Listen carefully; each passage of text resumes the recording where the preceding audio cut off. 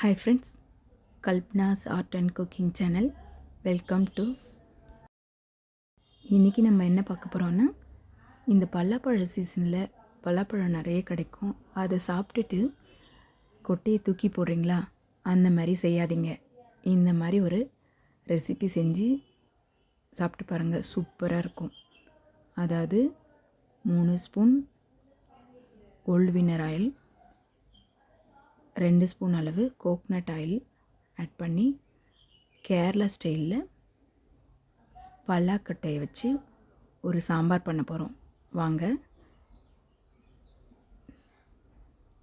சட்டியில் 3 spoon gold winner oil விட்டுட்டு, சட்டி சூடானோடனே எண்ணெயும் சூடானோடனே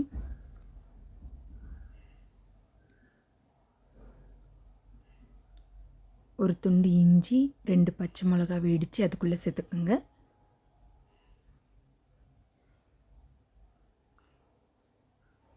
கூடவே கருவேப்பிலையும் போட்டு நல்லா பொரிய விடுங்க.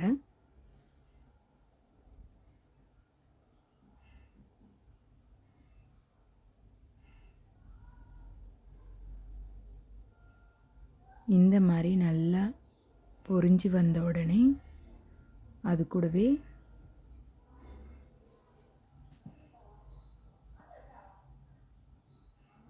அது கூடவே 10-15 சின்ன வெங்காயத்தையும் உரித்து உள்ளே சேர்த்துக்குங்க. 10 பல் பூண்டையும் உள்ளே சேர்த்துக்குங்க.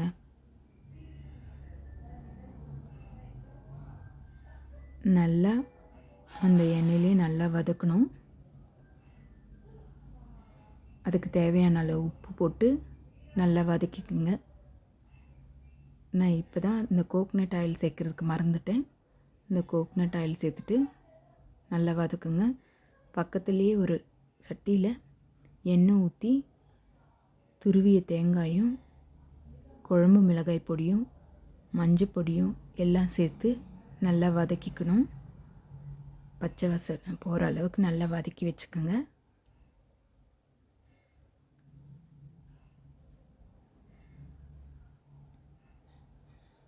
நம்ம அந்த பலாக்கொட்டையில் நல்லா காய வச்சு எடுத்து அந்த மேலே இருக்க தோலை எடுத்துட்டு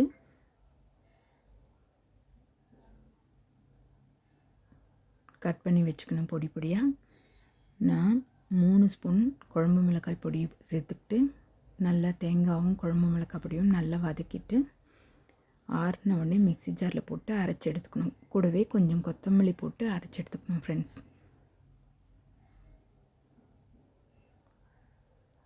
இப்போ பாருங்கள், 1 கப் அளவுக்கு அந்த பலாக்கொட்டையை நான் கட் பண்ணி அதுக்குள்ளே சேர்த்து, ஒரு மீடியம் சைஸ் டொமேட்டோவும் அதுக்குள்ளே சேர்த்து வதக்கிக்கிறேன்.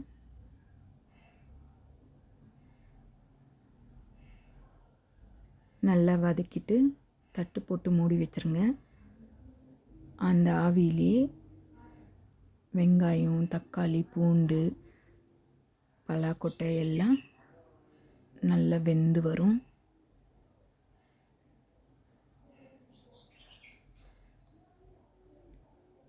இந்த மாதிரி ஒரு தட்டு போட்டு மூடி வச்சுருங்க. நல்லா வெந்து வந்த உடனே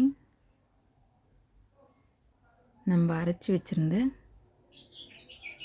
தேங்காய் பேஸ்ட்டை அதுக்குள்ளே ஆட் பண்ணிக்கிறோம். திருப்பியும் தட்டு போட்டு மூடி வச்சு நல்லா கொதித்து இறக்கும் போது நல்லா கைப்பிடி அளவு கொத்தமல்லி தூவி இறக்குனிங்கன்னா பலாக்கொட்டை குழம்பு ரெடி. Thank you friends.